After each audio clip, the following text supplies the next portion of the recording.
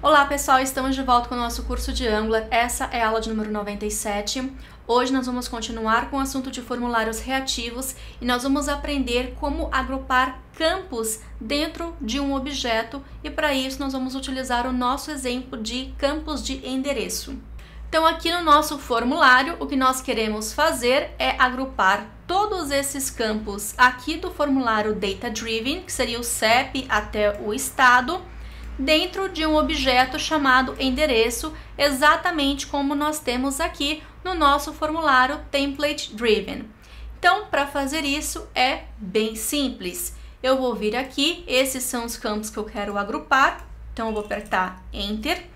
E para a gente poder agrupar, eu vou criar aqui o nome do meu objeto, nesse caso eu vou chamar ele de endereço, e nós vamos utilizar o próprio Form Builder e chamar o group.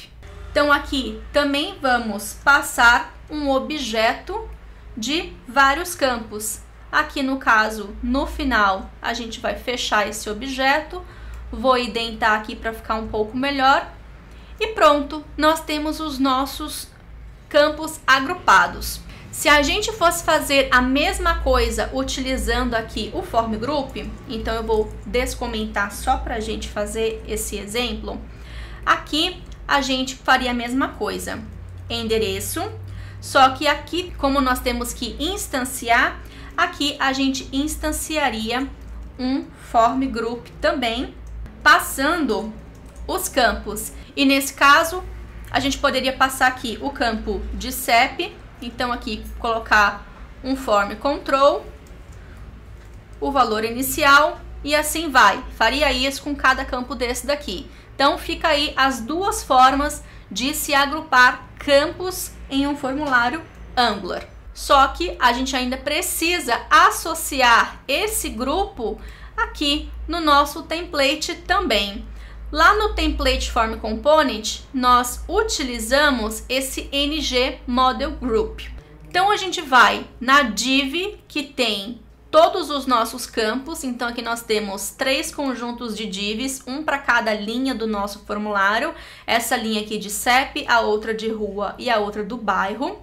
E aqui no nosso template, para a gente conseguir associar esse grupo de endereço, então aqui nós vamos utilizar o Form Group Name.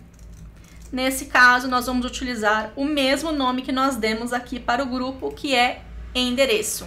Só que, voltando aqui para o browser, nós vamos ver que nós vamos ter erros. Isso porque o Angular está falando para a gente que ele não consegue ler a propriedade valid, ou seja, não consegue verificar se o campo está válido de uma propriedade nula. O que está acontecendo nesse caso?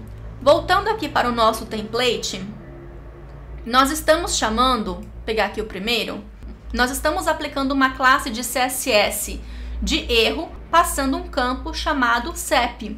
A mesma coisa aqui para o verifica se está válido e se o campo foi tocado.